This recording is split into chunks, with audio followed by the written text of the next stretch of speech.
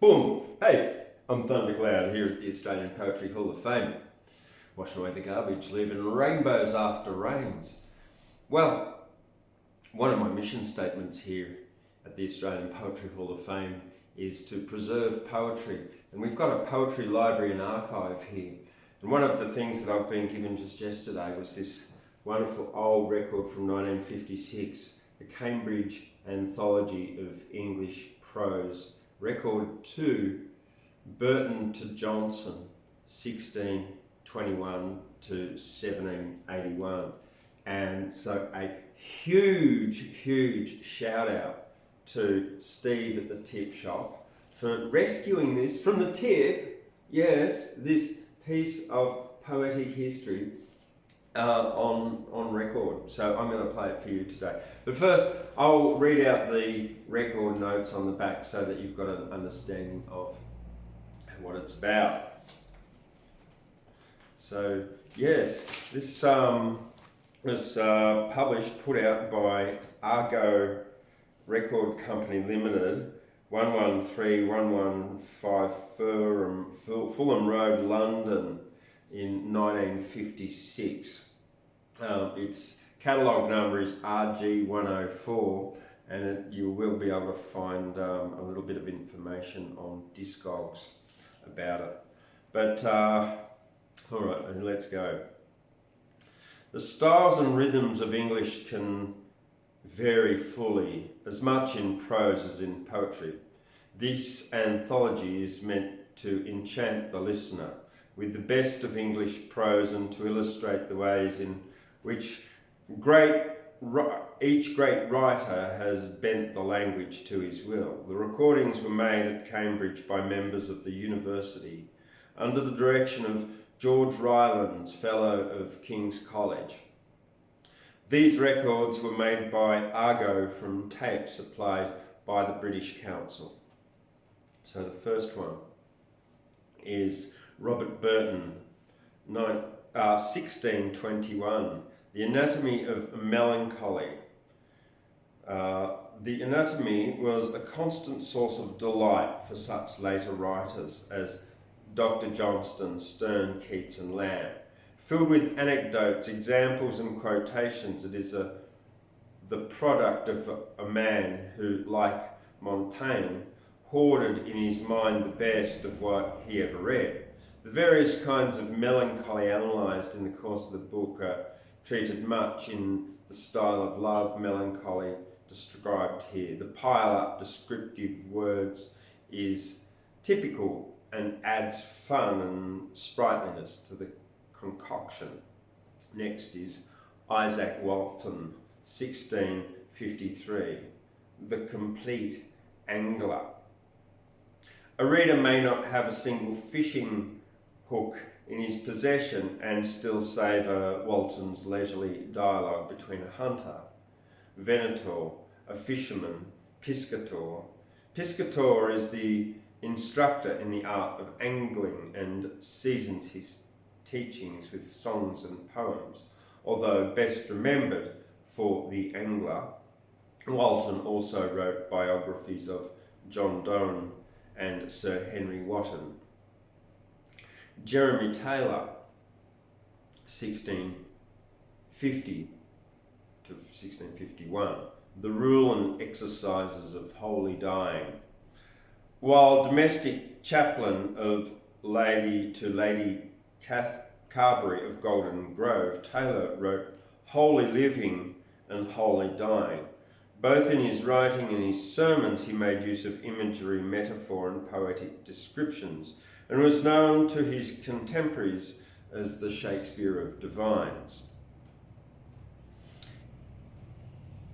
Thomas Browne, 1658, Urn Burial. When a number of ancient burial urns were turned up in a Norfolk field, the physician Thomas Browne was inspired to scrutinise the burial customs of the ancients, who had striven to perpetuate themselves in the memory of mankind. All this was in vain. Browne intoned in meticulously wrought prose. John Milton, 1644. Areopagitica, you'll have to listen to them pronounce that. Cromwell had much such need of a man as Milton, who spoke for the highest ideals of mankind in this tract. The threat of book burning, which the Civil War caused Cromwell's governments to consider seriously, aroused Milton's indignant opposition to his colleagues. At the beginning of the war, he had stifled his poetry for the sake of aiding to the Roundheads, but his prose is a poet's cry against dictatorship. Closely reasoned and impressive the arguments are, but it is the poetic passion of his pleading which makes this pamphlet a monument of English literature. Lord Clarendon, 1702 to 1704, The History of the Rebellion and Civil Wars in England. There is a trend towards simplified functional English in this skillful book. The author was a royalist who went into exile with the Prince of Wales. The book, however, does no injustice to the opposing cause and analyses motivations and characters with impartial insight. The Marquis of Montrose, with whom this excerpt is concerned, was executed in 1603. John Bunyan's 1678 The Pilgrim's Progress. No greater religious allegory exists in English because the allegorical characters hopeful, faithful, Mr. Great Heart, Giant Despair, and the others are realised as individuals, characters, and vividly described. The story takes on the character of an adventure tale. There are two parts to the book, which was written while Bunyan was in jail for preaching without a licence. Part 1 is concerned with the journey of Christian towards the celestial city. Part 2 describes the tribulation of Christian's wife, Christiana, and their children in reaching the same destinations. They are protected by Mr. Great Heart, who escorts them safely through the valley of the shadow of death, as we see here. Thomas Traherne, 1908. So it should be 1608. There's a printing error here. Centuries of Meditations. Traherne has been called the most transcendental of the English mystics. He's something of a mystery, for little is known of him except that he was a shoemaker's son sent to Oxford by a benefactor, and after becoming a private chaplain, died at the age of 37. These meditations were not found until 1908. Simply written, they are filled with imagery and poetry and haunted with a sense of the lost wonder of childhood. Samuel Pepys, 1669, diary. No man has recorded the details of his daily life, as did Samuel Pepys, secretary to the Navy of Charles II. Frivolous yet philosophical, as befitted a man of that court. He loved music and art, became president of the Royal Society, and kept an amused and keen eye on the Restoration life.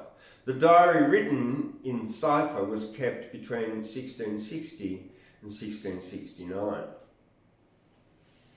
John Aubrey, 1813, Brief Lives. Although not quite as delightful as a diary, a book filled with anecdotes of the great can almost make the past come alive.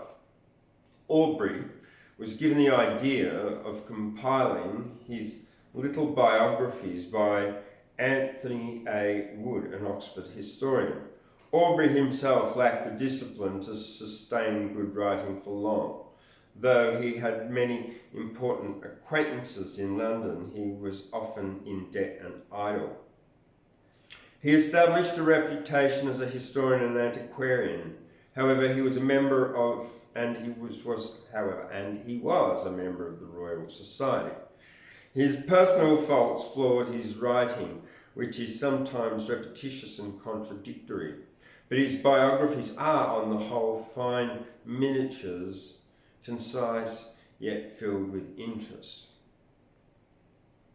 John Dryden, 1668, an essay on dramatic poesy. Dryden was part of an era which attempted much in the way of drama, and it was fitting that one of the outstanding dramatists of the day should attempt the first critical analysis of the art. The only other example of literary criticism included so far, Sidney's Apology for Poetry, was a passionate defence in a style of courtly elegance. Here we have a dispassionate, though still elegant analytical style. Ease of manner and simplicity are combined with polish and precision. Dryden's own point of view is probably represented by Neander, who speaks in this passage. If this is so, Dryden has the honour of being one of the earliest, though hardly ardent admirers of Shakespeare, who had fallen into neglect in the 17th century. Samuel Johnson, 1771 to 1781, The Lives of the Poets. Dr. Johnson's criticism has been placed next to Dryden's in order to demonstrate the differences between 17th century and late 18th century techniques. While as emphatic as Dryden in rejecting attempts to fit dramatists to dramatic rules, Johnson does try to establish principles of literary criticism. While posterity has come to laugh at some of his judgments, all in all, he was an impressive analyst, hampered only by style which, compared with Dryden, seems ponderous and artificial. Okay, so now let's play the Cambridge Anthology of English Prose, Volume 2, 1621 to 1781, Burton to Johnson. And don't forget, if you like this, give it a thumbs up, leave a comment on the poem that you like, and subscribe to the Australian Poetry Hall of Fame YouTube channel here. And don't forget to click on the notification bell for notifications. Here we go.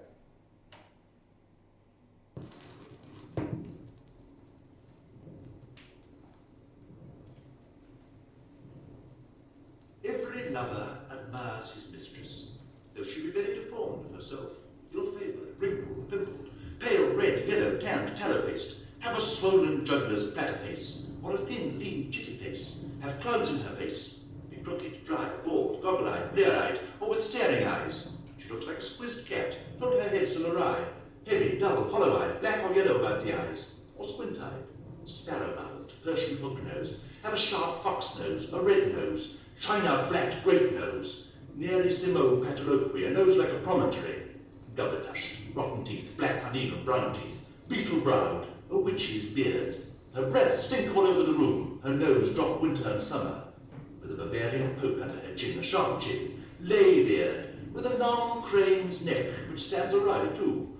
Pendulous menace, her dugs like two double jugs, or else no dugs in that other extreme. Bloody fallen fingers, she have filthy, long, unpaired nails, scabbed hands or wrists, a tanned skin, a rotten carcass, crooked back, she stoops, is lame, splay-footed, as slender in the middle as a cow in the waist. Gouty legs, her ankles hang over her shoes, her feet stink, she breed lice. A mere changeling, a very monster, an oaf imperfect.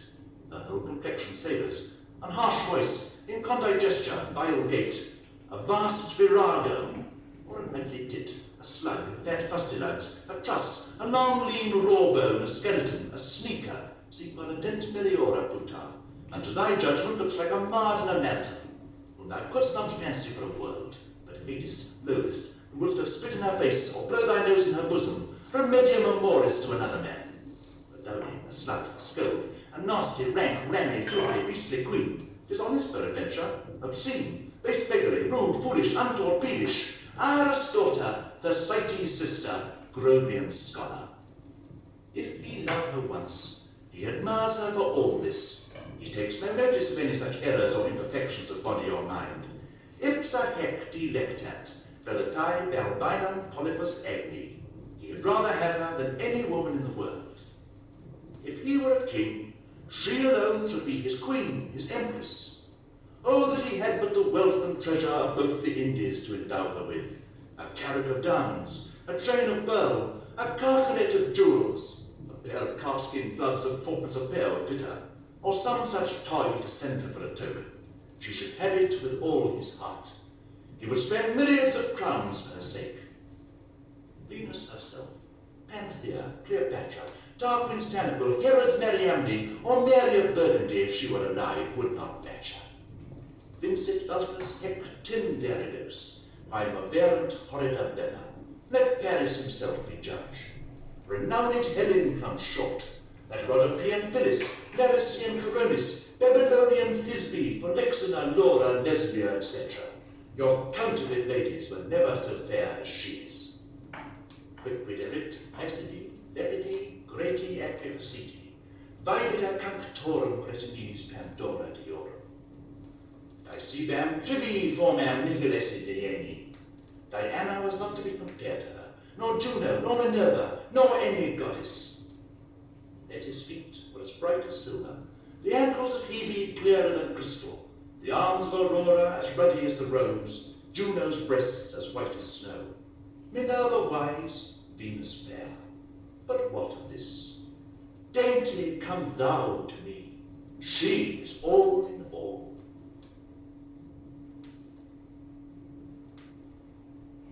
And now I will give you some rules how to catch the chub. And I am glad to enter you into the art of fishing by catching a chub, for there is no fish better to enter the young angler. He is so easily caught. But then it must be in this particular way. Go to the same hole in which I caught my chub, where in most hot days you will find a dozen or 20 chevins floating near the top of the water.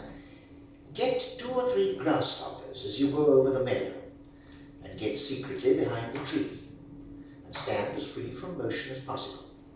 Then put a grasshopper on your hook, and let your hook hang 1/4 yard short of the water, to which end you must rest your rod on some bough of the tree. But it is likely the chubs will sink down towards the bottom of the water at the first shadow of your rod, for a chub is the fearfulest of fishes, and will do so if but a bird flies over him and makes the least shadow on the water.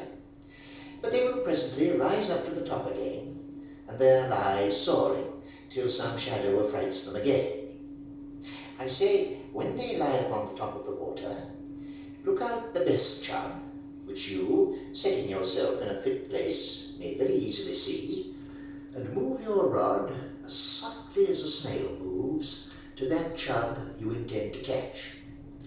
Let your bait fall gently upon the water, 3 or 4 inches before him, and he will infallibly take the bait, and you will be as sure to catch him, for he is one of the leather-mouthed fishes, of which a hook doth scarce ever lose its hold, and therefore give him play enough before you offer to take him out of the water.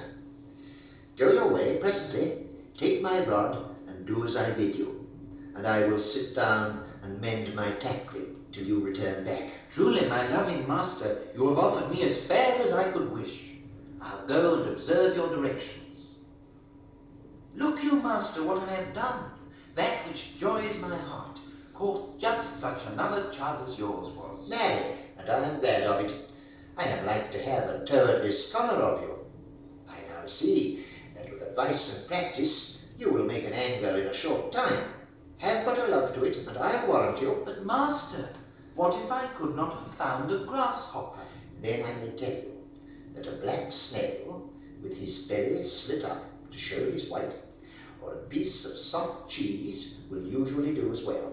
Nay, sometimes a worm, or any kind of fly, as the ant fly, the flesh fly, or wall fly, or the daw or beetle, which you may find under a cowturd, or a bob, which you will find in the same place, and in time will be a beetle.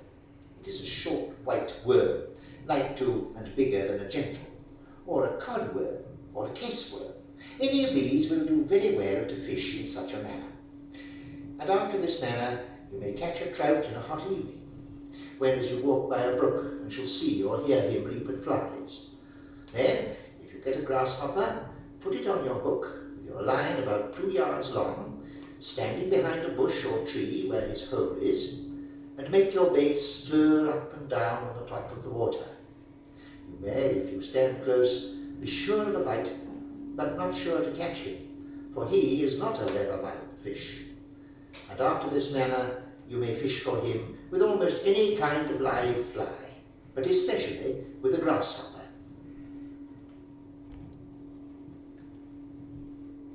It is a mighty change that is made by the death of every person, and it is visible to us who are alive. Reckon but from the spritefulness of youth, and the fair cheeks and full eyes of childhood, from the vigorousness and strong flexure of the joints of 25, to the hollowness and dead paleness, to the loathsomeness and horror of a 3 days' burial, and we shall perceive the distance to be very great and very strange. But so have I seen a rose, newly springing from the clefts of its hood, and at first it was fair as the morning, and full with the dew of heaven as a lamb's fleece. But when a ruder breath had forced open its virgin modesty, and dismantled its too youthful and unripe retirements, it began to put on darkness, and to decline to softness and the symptoms of a sickly age. It bowed the head and broke its stalk, and at night, having lost some of its leaves and all its beauty, it fell into the portion of weeds and outworn faces. The same is the portion of every man and every woman, the heritage of worms and serpents, rottenness and cold dishonour, and our beauty so changed that our acquaintance quickly knew us not, and that change mingled with so much horror, or else meets so with our fears and weak discoursings, that they who 6 hours ago tended upon us, either with charitable or ambitious services, cannot without some regret stay in the room alone while the body lies stripped of its life and honour. I have read of a fair young German gentleman, who living often refused to be pictured, but put off the importunity of his friend's desire by giving way that after a few days' burial they might send a painter to his vault, and if they saw cause for it, draw the image of his death unto the life. They did so, and found his face half eaten, and his midriff and backbone full of serpents, and so he stands pictured among his armed ancestors. So does the fairest beauty change, and it will be as bad with you and me. And then what servants shall we have to wait upon us in the grave? What friends to visit us? What officious people to cleanse away the moist and unwholesome cloud reflected upon our faces from the sides of the weeping vaults, which are the longest weepers for our funeral? Death is a thing that everyone suffers, even persons of the lowest resolution, of the meanest virtue, of no breeding, of no discourse. Take away with the pomps of death, the disguises and solemn bugbears, the tinsel and the actings by candlelight, and proper and fantastic ceremonies, the minstrels and the noisemakers, the women and the weepers, the swoonings and the shriekings, the nurses and the physicians, the dark room and the ministers, the kindred and the watchers. And then to die is easy, ready, and quitted from its troublesome circumstances. It is the same harmless thing that a poor shepherd suffered yesterday, or a maid servant today. And at the same time in which you die, in that very night 1,000 creatures die with you, some wise men and many fools. And the wisdom of the first will not quit him, and the folly of the latter does not make him unable to die.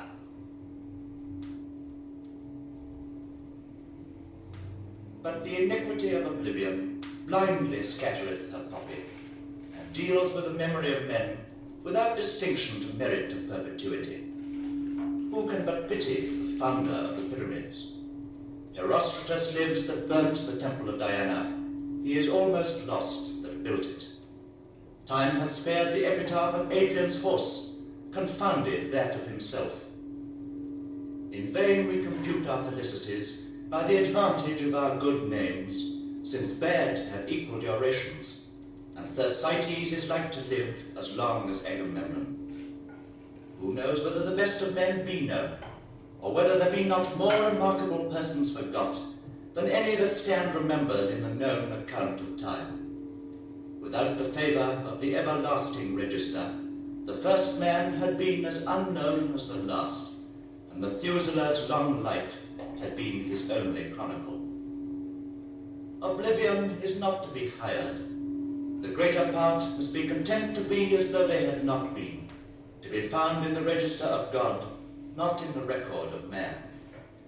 27 names make up the first story before the flood, and the recorded names ever since contain not one living century. The number of the dead long exceedeth all that shall live. The night of time far surpasseth the day, and who knows when was the equinox? Every hour adds unto that current arithmetic, which scarce stands one moment.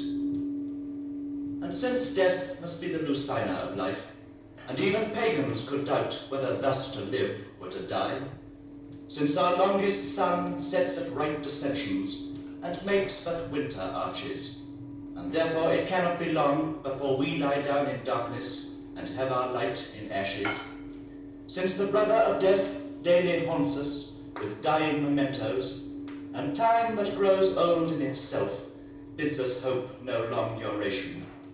Diuturnity is a dream and folly of expectation. Pious spirits who passed their days in raptures of futurity made little more of this world than the world that was before it, while they lay obscure in the chaos of preordination and night of their forebeings. And if any have been so happy as truly to understand Christian annihilation, ecstasis, exolution, liquefaction, transformation, the kiss of the spouse, gustation of God, and ingression into the divine shadow, they have already had a handsome anticipation of heaven. The glory of the world is surely over, and the earth in ashes unto them. To subsist in lasting monuments, to live in their productions, to exist in their names and predicament of chimeras, was large satisfaction unto old expectations, and made one part of their Elysiums. But all this is nothing in the metaphysics of true belief.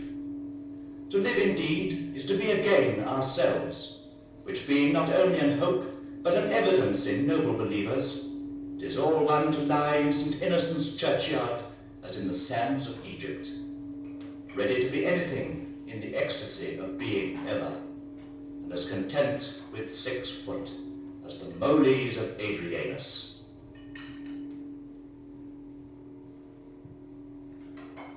Next, it is a lively and cheerful presage of our happy success and victory. For, as in a body, when the blood is fresh, the spirits pure and vigorous, not only to vital, but to rational faculties, and those in the acutest and the pertest operations of wit and subtlety, it argues in what good plight and constitution the body is. So, when the cheerfulness of the people is so sprightly up, as that it has not only wherewith to guard well its own freedom and safety, but to spare and to bestow upon the solidest and sublimest points of controversy and new invention, it betokens us not degenerated, nor drooping to a fatal decay, but casting off the old and wrinkled skin of corruption to outlive these pangs and wax young again, entering the glorious ways of truth and prosperous virtue, destined to become great and honourable in these latter ages. Methinks I see in my mind a noble and puissant nation rousing herself like a strong man after sleep, and shaking her invincible locks. Methinks I see her as an eagle, mewing her mighty youth, and kindling her undazzled eyes at the full midday beam, purging and unscaling her long abused sight at the fountain itself of heavenly radiance, while the whole noise of timorous and flocking birds, with those also that love the twilight, flutter about, amazed at what she means, and in their envious gabble would prognosticate a year of sects and schisms. What should he do then? Should he suppress all this flowery crop of knowledge and new light, sprung up and yet springing daily in this city? Should he set an oligarchy of 20 engrossers over it, to bring a famine upon our minds again, when we shall know nothing but what is measured to us by their bushel? Believe it, Lords and Commons, they who counsel you to such a suppressing, do as good as bid ye suppress yourselves, and I will soon show how. If it be desired to know the immediate cause of all this free writing and free speaking, there cannot be assigned a truer than your own mild and free and humane government. It is the liberty, Lords and Commons, which your own valorous and happy counsels have purchased us. Liberty, which is the nurse of all great wits. This is that which hath rarefied and enlightened our spirits, like the influence of heaven. This is that which hath enfranchised, enlarged, and lifted up our apprehensions degrees above themselves. He cannot make us now less capable, less knowing, less eagerly pursuing of the truth, unless ye first make yourselves that made us so, less the lovers, less the founders of our true liberty. We can grow ignorant again, brutish, formal, and slavish as ye found us, but you then must first become that which ye cannot be, oppressive, arbitrary, and tyrannous, as they were from whom ye have freed us. That our hearts are now more capacious, our thoughts more erected to the search and expectation of greatest and exactest things, is the issue of your own virtue propagated in us. Ye cannot suppress that, unless ye reinforce an abrogated and merciless law, that fathers may dispatch at will their own children. And who shall then stick closest to ye and excite others? Not he who takes up arms for coat and conduct, and his 4 nobles of Danegelt. Although I dispraise not the defence of just immunities, yet love my peace better, if that were all.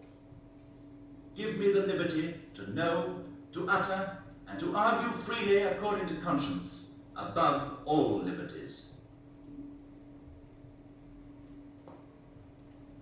That he might not enjoy any ease or quiet during the short remainder of his life, their ministers came presently to insult over him with all the reproaches imaginable, pronounced his damnation, and assured him that the judgment he was the next day to suffer was but an easy prologue to that which he was to undergo afterwards.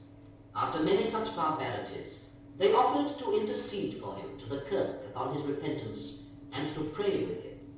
But he too well understood the form of their common prayer in those cases to be only the most virulent and insolent imprecations upon the persons of those they prayed against, and therefore he desired them to spare their pains and to leave him to his own devotions. He told them that they were a miserable, deluded, and deluding people, and would shortly bring that poor nation under the most insupportable servitude ever people had submitted to. He told them he was prouder to have his head set upon the place it was appointed to be, than he could have been to have had his picture hang in the king's bedchamber, that he was so far from being troubled that his 4 limbs were to be hanged in 4 cities of the kingdom, that he heartily wished that he had flesh enough to be sent to every city in Christendom as a testimony of the cause for which he suffered. The next day, they executed every part and circumstance of that barbarous sentence with the utmost inhumanity imaginable, and he bore it with all the courage and magnanimity and the greatest piety that a good Christian could manifest.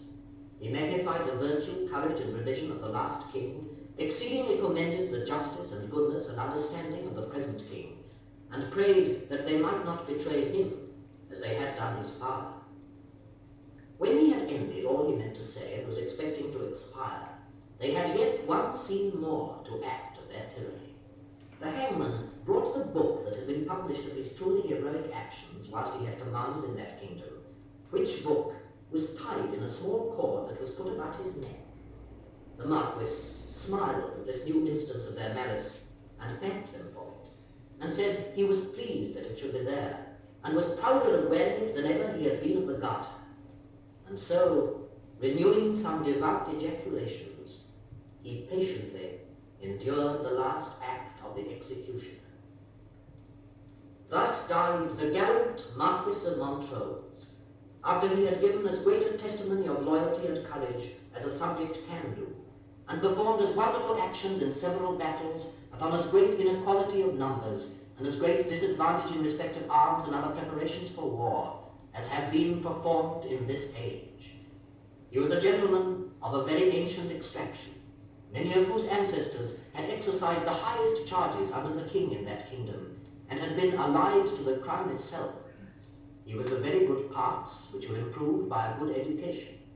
He had always a great emulation, or rather a great contempt, of the Marquis of Argyle, as he was too apt to contemn those he did not love, who wanted nothing but honesty and courage to be a very extraordinary man, having all other good talents in a very great degree. Montrose was in his nature fearless of danger, and never declined any enterprise for the difficulty of going through with it, but exceedingly affected those which seemed desperate to other men, and did believe somewhat to be in himself above other men, which made him live more easily towards those who were or were willing to be inferior to him, towards whom he exercised wonderful civility and generosity, than with his superiors or equals. He was naturally jealous, and suspected those who did not concur with him in a way not to mean so well as he. He was not without vanity, but his virtues were much superior, and he well deserved to have his memory preserved and celebrated amongst the most illustrious persons of the age in which he lived.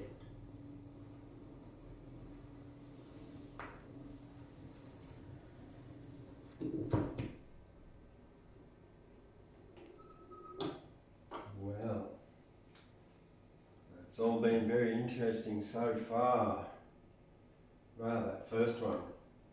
All those ugly women and how they loved. That's so funny. All right, here we are.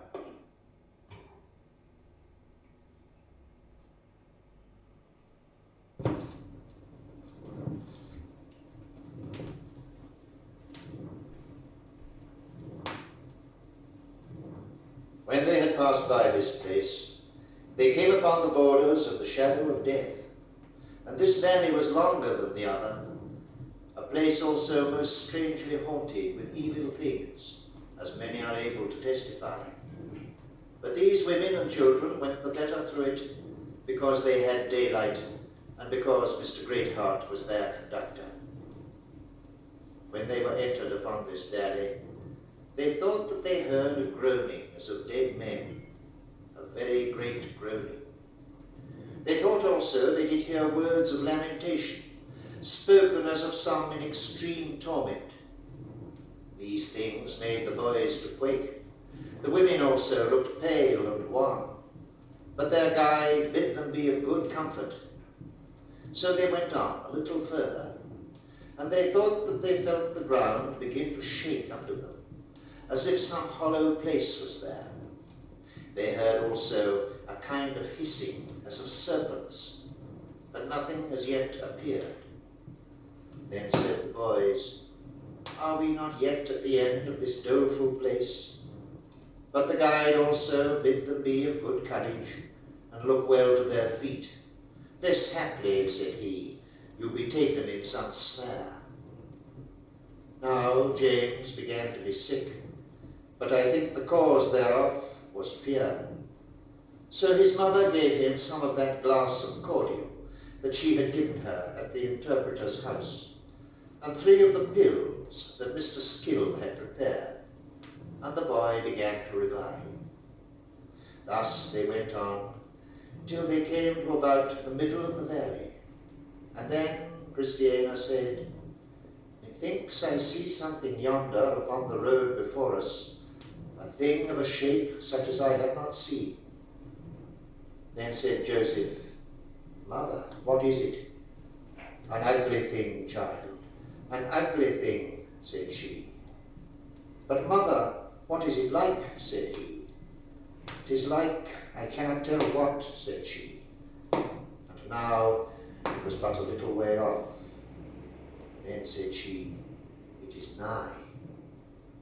Well, well, said Mr. Greatheart, let them that are most afraid keep close to me. So the fiend came on, and the conductor met it. But when it was just come to him, it vanished to all their sights. Then remembered they what had been said some time ago, resist the devil, and he will flee from you. They went therefore on, as being a little refreshed. But they had not gone far, before Mercy, looking behind her, saw, as she thought, something most like a lion, and it came a great padding pace after, and it had a hollow voice of roaring, and at every roar it gave, it made all the valley echo, and all their hearts to ache, save the heart of him that was their guide. So it came up, and Mr. Greatheart went behind, and put the pilgrims all before him. The lion also came on apace, and Mr. Greatheart addressed himself to give him battle. But when he saw that it was determined that resistance should be made, he also drew back and came no further. Then they went on again, and their conductor did go before them, till they came at a place where was cast up a pit the whole breadth of the way. And before they could be prepared to go over that, a great mist and a darkness fell upon them, so that they could not see. Then said the pilgrims, Alas, now what shall we do? But their guide made answer, Fear not, stand still, and see what an end will be put to this also. So they stayed there, because their path was marred. They then also thought that they did hear more apparently the noise and rushing of the enemies. The fire also, and the smoke of the pit were much easier to be discerned. Then said Christiana to Mercy, Now I see what my poor husband went through. I have heard much of this place, but I never was here afore now. Poor man, he went here all alone in the night. He had night also quite through the way. Also these fiends were busy about him, as if they would have torn him in pieces. Many have spoke of it, but none can tell what the valley of the shadow of death should mean till they come to it themselves. The heart knows its own bitterness, and a stranger intermeddleth not with its joy.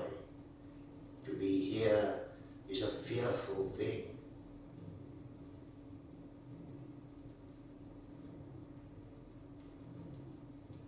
Will you see the infancy of this sublime celestial greatness? Those pure and virgin apprehensions I had from the womb, and that divine light wherewith I was born, are the best unto this day, wherein I conceive the universe. By the gift of God they attended me into the world, and by his special favour I remember them till now. Verily, they seem the greatest gifts his wisdom could bestow, for without them all other gifts had been dead and vain. They are unattainable by book, and therefore I will teach them by experience. Pray for them earnestly, for they will make you angelical and wholly celestial. Certainly, Adam in paradise had not more sweet and curious apprehensions of the world than I when I was a child. All appeared new and strange at first, inexpressibly rare and delightful and beautiful. I was a little stranger, which at my entrance into the world was saluted and surrounded with innumerable joys. My knowledge was divine. I knew by intuition those things which since my apostasy I collected again by the highest reason.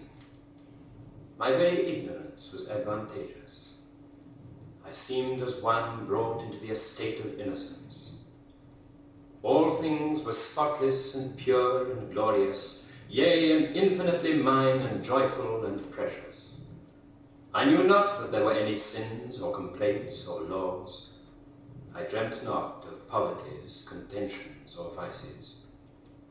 All tears and quarrels were hidden from mine eyes.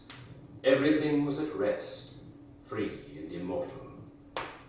I knew nothing of sickness or death or rents or exaction, either for tribute or bread. In the absence of these, I was entertained like an angel with the works of God in their splendor and glory. I saw all in the peace of Eden. Heaven and earth did sing my Creator's praises, and could not make more melody to Adam than to me. All time was eternity, and a perpetual Sabbath. Is it not strange that an infant should be heir of the whole world, and see those mysteries which the books of the learned never unfold? The corn was orient and immortal wheat, which never should be reaped, nor was ever sown.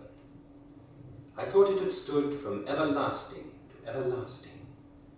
The dust and stones of the street were as precious as gold. The gates were at first the end of the world. The green trees, when I saw them first, through one of the gates, transported and ravished me. Their sweetness and unusual beauty made my heart to leap, and almost mad with ecstasy.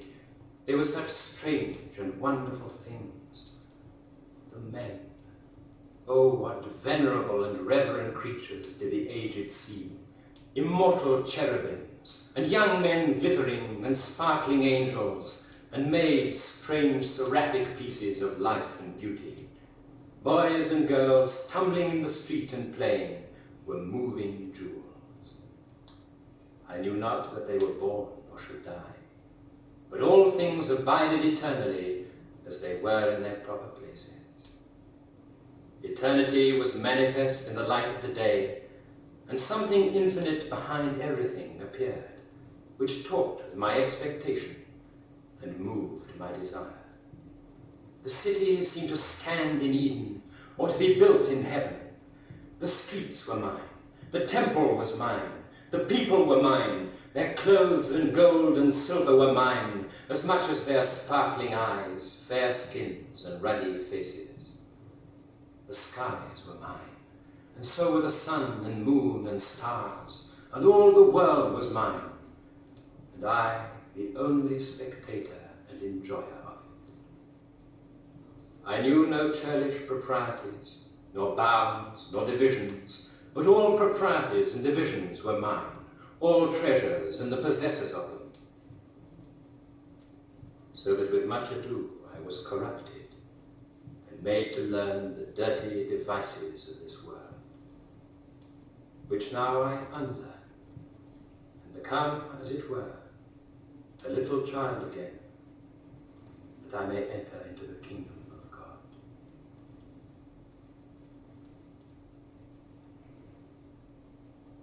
"1669, 30th of April. Up and by coach to the coachmaker's, and there I do find a great many ladies sitting in the body of a coach that must be ended by tomorrow. They were my Lady Marquis of Winchester, Bellasis, and other great ladies, eating a bread and butter and drinking ale.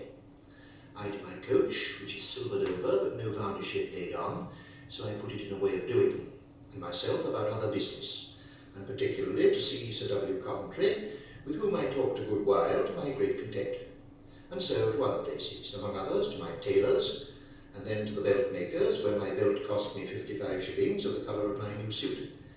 And here, understanding that the mistress of the house, an oldish woman in a hat, hath some water good for the eyes, she did dress me, making my eyes smart most horribly, and did give me a little glass of it, which I will use, and hope it will do me good. So to the cutler's, and there did give Tom, who was with me all day, a sword, cost me 12 shillings, and a belt of my own, and sent my own silver-hilt sword a-gilding against tomorrow. This morning I did visit Mr. Oldenborough, and did see the instrument for perspective made by Dr. Wren, of which I have one making by Browne, and the sight of this do please me mightily. At noon my wife came to me at my tailor's, and I sent her home, and myself and Tom dined at Hercules' Pillars, and so about our business again, and particularly to Lily's, the varnisher, about my prints, whereof some of them are pasted upon the boards, and to my full content. Thence to the frame makers, one Norris in Longacre, who showed me several forms of frames, which were pretty, in little bits of mouldings to choose patterns by. This done, I to my coachmakers, and there vexed to see nothing yet done to my coach at 3 in the afternoon. But I set it in doing, and stood by till 8 at night, and saw the painter varnish it, which is pretty to see how every doing it over do make it more and more yellow, and it dries as fast in the sun as it can be laid on almost. And most coaches are nowadays done so, and it is very pretty when laid on well, and not too pale as some are, even to show the silver. Here I did make the workmen drink, and saw my coach cleaned and oiled. And staying among poor people there in the alley, did hear them call their fat child Punch, which pleased me mightily, that word being become a word of common use for all that is thick and short. May 1st, up betimes. My wife extraordinarily fine with her flowered tabby gown that she made 2 years ago, now laced exceeding pretty, and indeed was fine all over, and mighty earnest to go, though the day was very loud, and she would have me put on my fine suit, which I did. And so on we went alone through the town with our new liveries of serge, and the horses' manes and tails tied with red ribbons, and the standards thus gilt with varnish, and all clean and green reins, that people did mightily look upon us. And the truth is, I did not see any coach more pretty, though more gay, than ours all the day. The day being unpleasing, though the park full of coaches, but dusty and windy and cold, and now and then a little dribbling of rain. And what made it worse, there were so many hackney coaches as spoiled the sight of the gentlemen's, and so we had little pleasure. Sir John Denham was unpolished with the smallpox, otherwise a fine complexion. He was of the tallest, but a little incurvetting at his shoulders, not very robust. His hair was but thin and flaxen, with a moist curl. His gait was slow, and was rather stalking. He had long legs. His eye was a kind of light goose grey, not big, but it had a strange piercingness, not as to shining and glory, but like a Momus, when he conversed with you, he looked into your very thoughts. He was admitted at Trinity College in Oxford. I have heard Mr. Josias Howe say that he was the dreamingest young fellow. He never expected such things from him as he has left the world. When he was there, he would game extremely. When he had played away all his money, he would play away his father's wrought rich gold caps. He was as good a student as any in the house, was not suspected to be a wit. He was much rooked by gamesters, and fell acquainted with that unsanctified crew to his ruin. His father had some suspicion of it, and chid him severely, whereupon his son John, only child, wrote a little essay against gaming and to show the vanities and inconveniences of it, which he presented to his father to let him know his detestation of it. But shortly after his father's death, who left 2,000 or 1,500 pounds in ready money, 2 houses well furnished and much plate, the money was paid away first, and next the plate was sold. I remember about 1646, he lost £200 one night at New Cut. He was generally temperate as to drinking, but one time when he was a student of Lincoln's Inn, having been merry at the tavern with his comrades late at night, a frolic came into his head to get a plasterer's brush and a pot of ink and blot out all the signs between Temple Bar and Charing Cross, which made a strange confusion the next day, and was in term time. But it happened that they were discovered, and it cost him and them some moneys. This I had from our Escott Esquire, that carried the ink pot. At last, viz. 1640, his play of the Sophie came out, which did take extremely. Mr. Edmund Waller said then of him that he broke out like the Irish rebellion 70,000 strong before anybody was aware. At the beginning of the Civil War, he was made governor of Farnham Castle for the king, but he was but a young soldier and did not keep it. In 1643, after Edgehill fight, his poem called Cooper's Hill was printed at Oxford in a sort of brown paper, for then they could get no better. In 1647, he conveyed, or stole away, the 2 Dukes of York and Gloucester from St. James's, from the tuition of the Earl of Northumberland, and conveyed them into France to the Prince of Wales and Queen Mother. Anno 1652, he returned into England, and being in some straits, was kindly entertained by the Earl of Pembroke at Wilton, where I had the honour to contract an acquaintance with him. He was, as I remember, a year with my Lord of Pembroke at Wilton and London. He had then sold all of the lands his father had left him. In the time of the Civil Wars, George Withers, the poet, begged Sir John Denham's estate at Egham of the Parliament, in whose cause he was a captain of horse. It happened that G.W. was taken prisoner and was in danger of his life, having written severely against the king, etc. Sir John Denham went to the king and desired his majesty not to hang him, for that whilst G.W. lived, he should not be the worst poet in England. To begin then with Shakespeare, he was the man who of all modern and perhaps ancient poets had the largest and most comprehensive soul. All the images of nature were still present to him, and he drew them not laboriously, but luckily. When he describes anything, you more than see it, you feel it too. Those who accuse him to have wanted learning give him the greater commendation. He was naturally learned. He needed not the spectacles of books to read nature. He looked inwards and found her there. I cannot say he is everywhere alike. Were he so, I should do him injury to compare him with the greatest of mankind. He is many times flat, insipid, his comic wit degenerating into clenches, his serious swelling into bombast. But he is always great when some great occasion is presented to him. No man can say he ever had a fit subject for his wit, and did not then raise himself as high above the rest of poets, quantum lentus olent, inter viburna cupressi. The consideration of this made Mr. Hales of Eton say that there was no subject of which any poet ever writ, but he would produce it much better done in Shakespeare. And however others are now generally preferred before him, yet the age wherein he lived, which had contemporaries with him, Fletcher and Johnson, never equalled them to him in their esteem. And in the last King's Court, when Ben's reputation was at highest, Sir John Suckling, and with him the greater part of the courtiers, set our Shakespeare far above him. Beaumont and Fletcher, whom I am next to speak, had with the advantage of Shakespeare's wit, which was their precedent, great natural gifts improved by study. Beaumont especially being so accurate a judge of plays that Ben Jonson, while he lived, submitted all his writings to his censure, and his thought used his judgment in correcting, if not contriving, all his plots.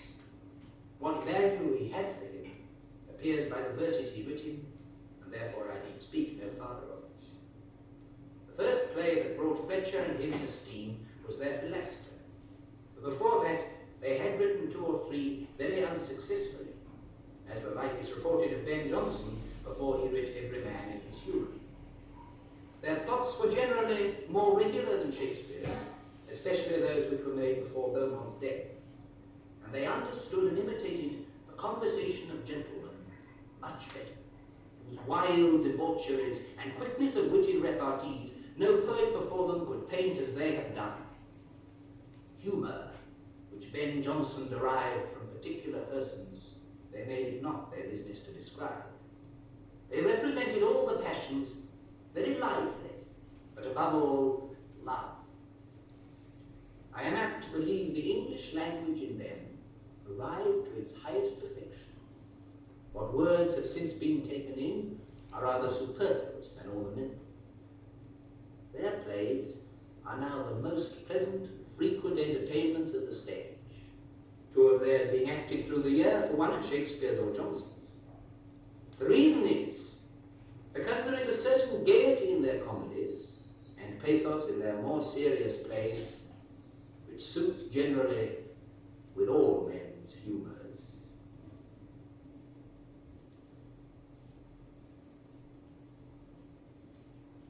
The plan of Paradise Lost has this inconvenience, that it comprises neither human actions nor human manners. The man and woman who act and suffer are in a state which no other man or woman can ever know. The reader finds no transaction in which he can be engaged, beholds no condition in which he can, by any effort of imagination, place himself. He has, therefore, little natural curiosity or sympathy. We all indeed feel the effect of Adam's disobedience. We all sin like Adam, and like him must bewail our offences. We have restless and insidious enemies in the fallen angels, and in the blessed spirits we have guardians and friends. In the redemption of mankind we hope to be included, and in the description of heaven and hell we are surely interested, as we are all to reside hereafter, either in regions of horror or of bliss. But these truths are too important to be new. They have been taught to our infancy. They have mingled with our solitary thoughts and familiar conversations, and are habitually interwoven with the whole texture of life. Being therefore not new, they raise no unaccustomed emotion in the mind. What we knew before, we cannot learn. What is not unexpected cannot surprise. Of the ideas suggested by these awful scenes, from some we recede with reverence, except when stated hours require their association, and from others we shrink with horror, or admit them only as salutary inflictions, as counterpoises to our interests and passions. Such images rather obstruct the career of fancy than incite it. Pleasure and terror are indeed the genuine sources of poetry, but poetical pleasure must be such as human imagination can at least conceive, and poetical terror such as human strength and fortitude may comfort. The good and evil of eternity are too ponderous for the wings of wit. The mind sinks under them in passive helplessness, content with calm belief and humble adoration. Known truths, however, may take a different appearance and be conveyed to the mind by a new train of intermediate images. This Milton has undertaken and performed with pregnancy and vigour of mind peculiar to himself. Whoever considers the few radical positions which the Scriptures afforded him will wonder by what energetic operation he expanded them to such extent, and ramified them to so much variety, restrained as he was by religious reverence from licentiousness of fiction. Here is a full display of the united force of study and genius, of a great accumulation of materials, with judgment to digest and fancy to combine them. Milton was able to select from nature or from story, from ancient fable or from modern science, whatever would illustrate and adorn his thoughts. An accumulation of knowledge impregnated his mind, fermented by study and exalted by imagination. It has been therefore said, without an indecent hyperbole, by one of his encomiasts, that in reading Paradise Lost, we read a book of universal knowledge. But original deficiencies cannot be supplied. The want of human interest is always felt. Paradise Lost is one of the books which the reader admires and lays down, and forgets to take again. None ever wished it longer than it is. Its perusal is a duty rather than a pleasure. We read Milton for instruction, retire harassed and overburdened, and look elsewhere for recreation. We desert our master and seek for companions.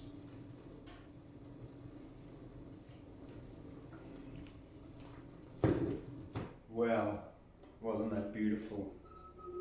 Lovely literary criticism, lovely prose there. the Cambridge Anthology of English Prose, 1621 to 1781, Burton to Johnson. So if you've liked that, give it a thumbs up, click on subscribe here and be notified by digging on the bell for more poetry that I'm going to upload here later as it comes on in. We'll see you later.